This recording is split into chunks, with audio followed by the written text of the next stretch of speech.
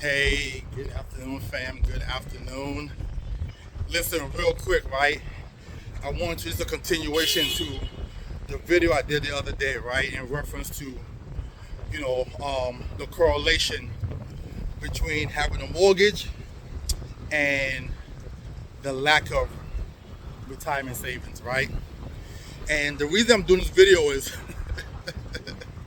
I had a few clients that called me um, the past 48 hours or so asking to lower their. So these are clients that have IULs. Okay, these are clients who are doing $500 a month, or above, right? So it's actually three of them that called me. One actually wants to take a few months off, which she's had the policy for about 8 years or so, and she wants to go about maybe 4 months or so without making a payment. And to me, why this? And sorry guys, it's a little bit kind of windy right now. Why this topic is relevant is because, especially her, she just bought so before she purchased a home, she was consistently building wealth, consistently saving, right, inside her policy, right, and then all of a sudden she bought this house, and it's now becoming more than what she bargained for, and now she wants to lower her contribution, or for right now, go without making any payment, which she's actually able to go about 2 years plus without making any premium payments, which is awesome, right? But people are lowering their contribution to their investment savings just to be able to maintain staying in their house, which to me is crazy because, like, your long-term investment is what's going to feed you when you're older. Your house is not going to feed you. Like, I know a lot of realtors have sold you guys that your house is your wealth and all this stuff like that, right? It is an absolute lie. It is an absolute lie. It can come in to supplement what you have, but it's not going to grow to the extent that it's going to feed you for life. Not unless you now turn your house into a rental property or something like that. And then now, guess what? If that's the case, now you have to get out of there and go find somewhere else to live, right? But you spent all them years, though, funding that property when you could have been funding your long-term plan, your investments, right? And this is what I mean. Like, a lot of people are canceling or minimizing the most important things that they can have, okay? They're stopping contribution into their IRAs. They're minimizing their 401ks. Okay, they're lowering their premium payment in their IULs, right? To be able to keep their home, right? Right? Yeah, it's kind of windy out here, guys. Sorry about that. So,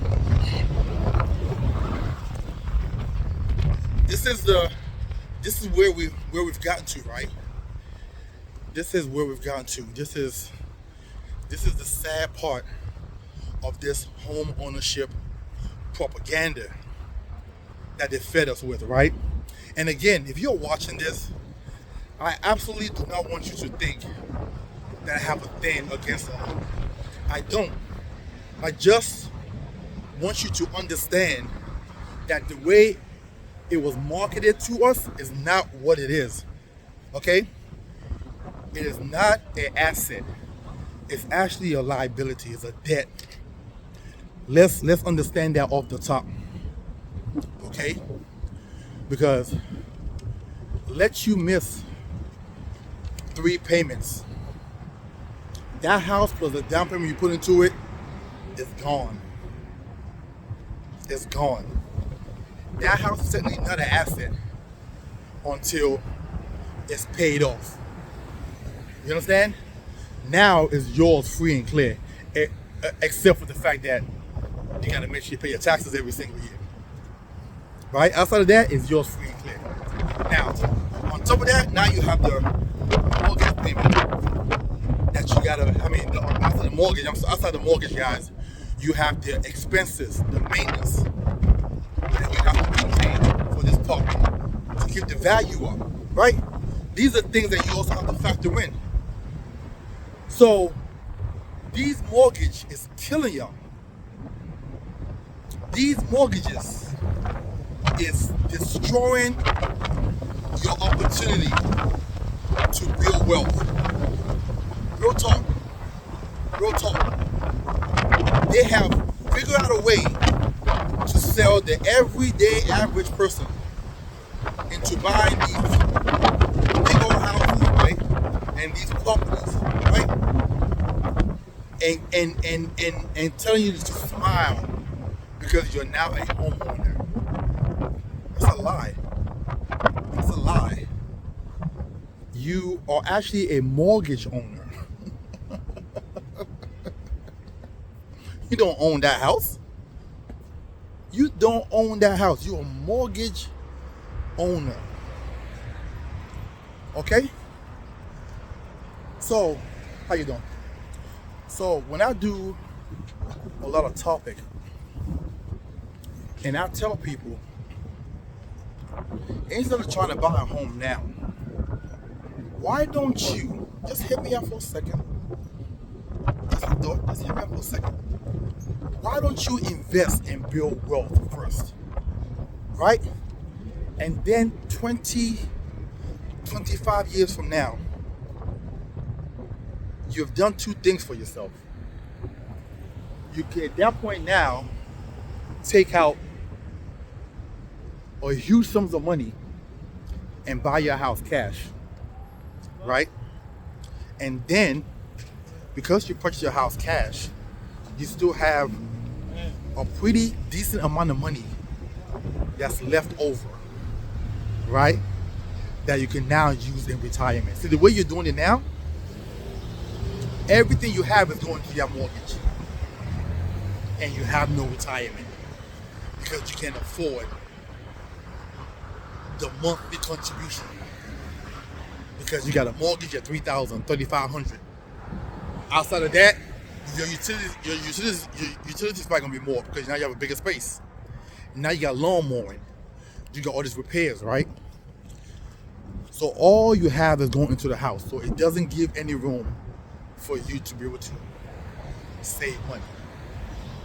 Okay. So instead of doing it that way, wouldn't it make sense? For example, let's say you're renting right now. Let's say your rent is $1,800. And then let's say to get into that house, your mortgage might end up being $3,000. That's an extra $1,200 a month.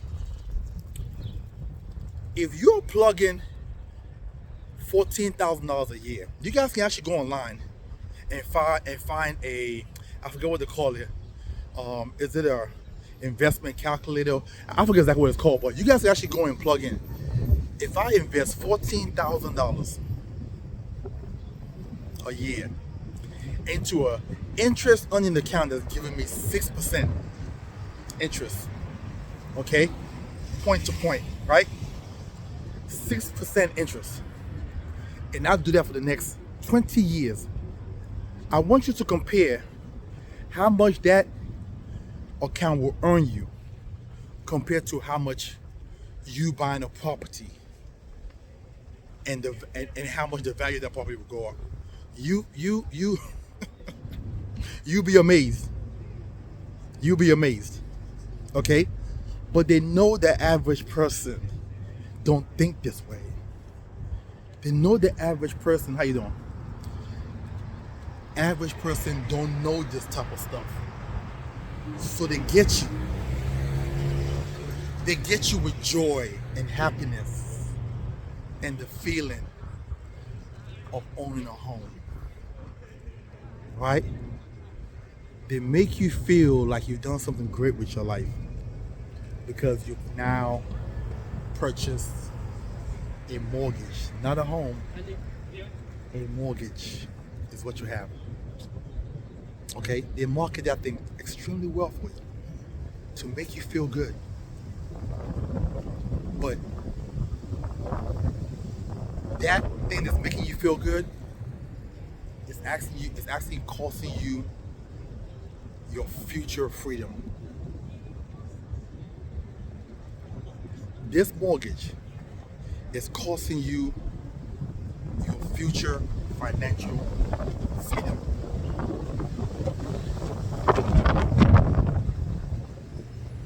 If you actually sit back and crunch the numbers, if some of y'all take out your loan paperwork and look at it thoroughly, you bought the house for $500K, and I want you to look and see how much interest you would have paid in 30 years. You probably will end up paying $700,000 in interest for a grand total of $1.3 million. Is that right? 1.2. Sorry about that. $1.2 million for a grant. So you took out a loan for $500K to end up paying $700K in interest. That $700K can be your retirement income. Right now, they said to live comfortably in retirement in America. Comfortably is the key word. Comfortably. You need to have $1 million to $1.5 million saved up. If you retire at 65 and you live to 85, you need $1 million to $1.5 million in retirement. $700K of your money is going towards interest.